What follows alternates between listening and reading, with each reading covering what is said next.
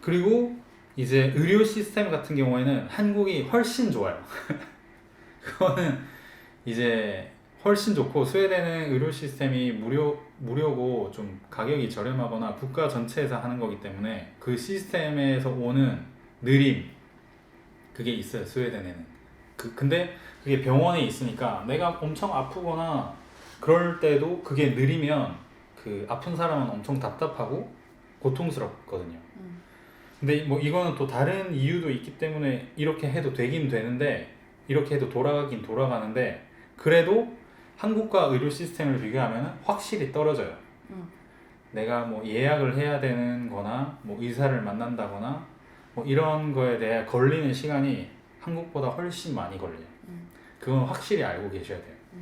뭐 스웨덴에서는 개인 병원이 있고, 자기가 이제 개인 보험을 들거나 뭐 개인 병원을 컨택트 하면은 거기에 가면 되긴 되는데, 여튼 돈은 내야 되니까.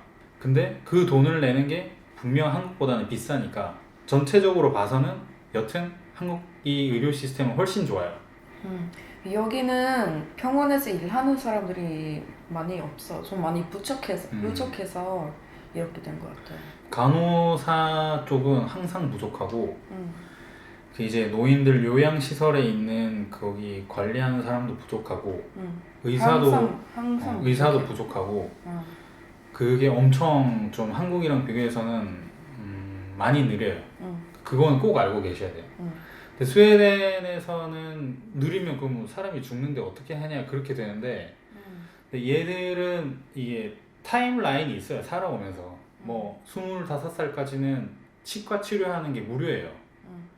그 교정하고 그런 것도 무료고, 그렇기 때문에 얘들은 태어났을 때부터 그런 것들 해오는 게 있어요. 백신 맞거나 뭐 그 나이쯤 돼서는 뭐 하는 것들이 있는데, 이민 오시는 분들은 그게 없으니까 지금 여기 와서 갑자기 그런 걸 하게 된다면 엄청 느리게 느껴져요, 상대적으로.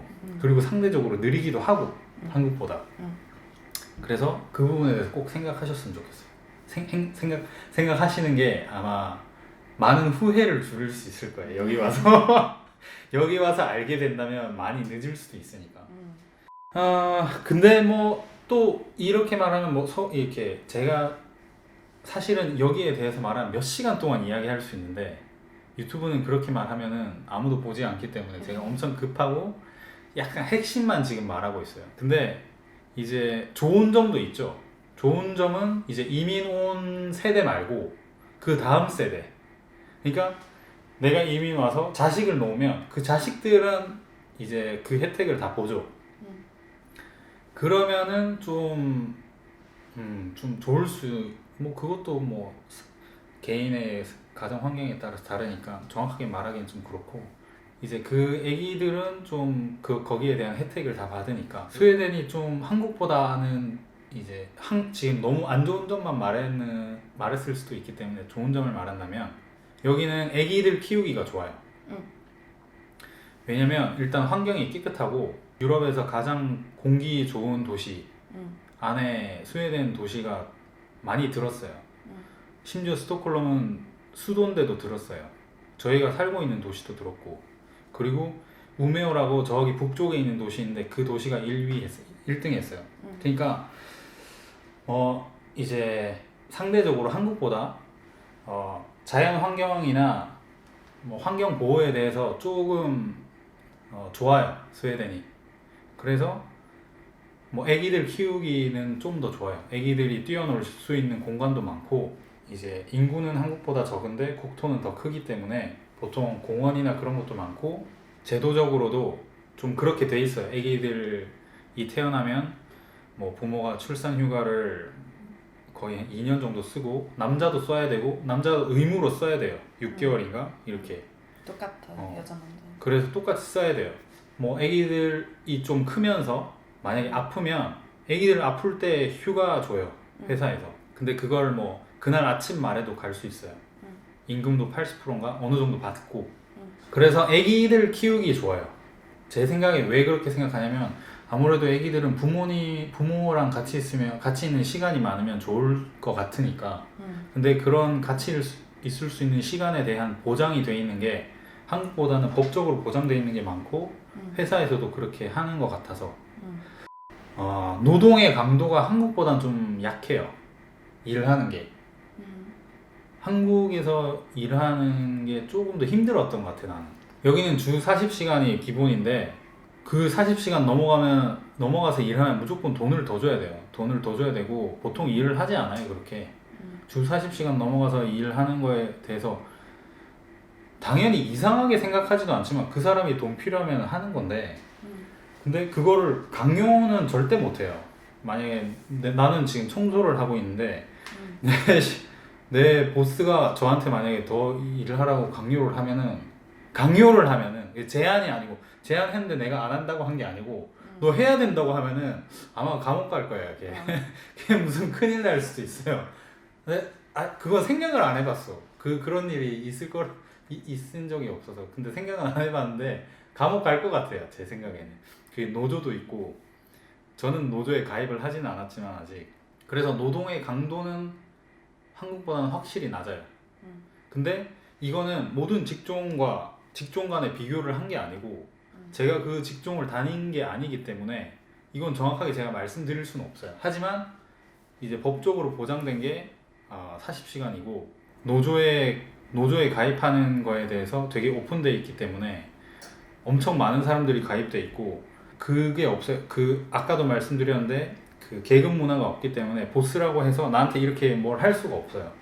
그렇기 때문에 제가 느끼기에는 상대적으로 뭐 노동의 강도가 적다고 말한 거예요. 그래서 근데 이제 직업적으로 비교를 한 건 아니기 때문에 이건 좀 열린 마음으로 들어주셨으면 좋겠습니다. 이거 비판을 하려면 얼마든지 할 수 있는 거라서 그냥 개인적인 생각입니다.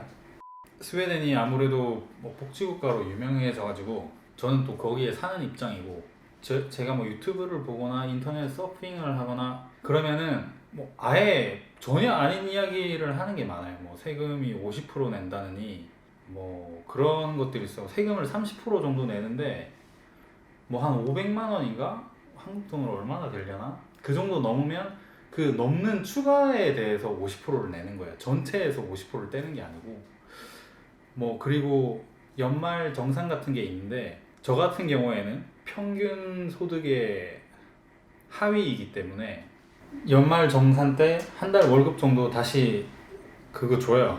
그렇게 해서 전체적으로 계산해 보면은 1년에 한 20% 정도 돼요. 월급만. 근데 세금이 높은 거는 확실히 맞아요. 왜냐면 얘들은 세수를 모아서 복지를 하기 때문에 그거는 한국보다 높은 거는 무조건 맞고 전체적으로.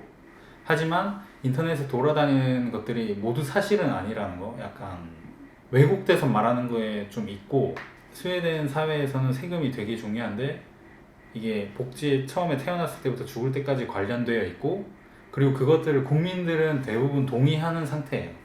대부분 세금을 걷는 거에는 동의하고 어디에 쓰이는가에 대해서 그 계층이나 나이, 정당에 따라서 달라요. 뭐 예를 들어서 우리는 국방 예산에 더 투자하고 싶다. 우리는 뭐 연금, 노인들 이제 은퇴한 사람들한테 더 쓰고 싶다.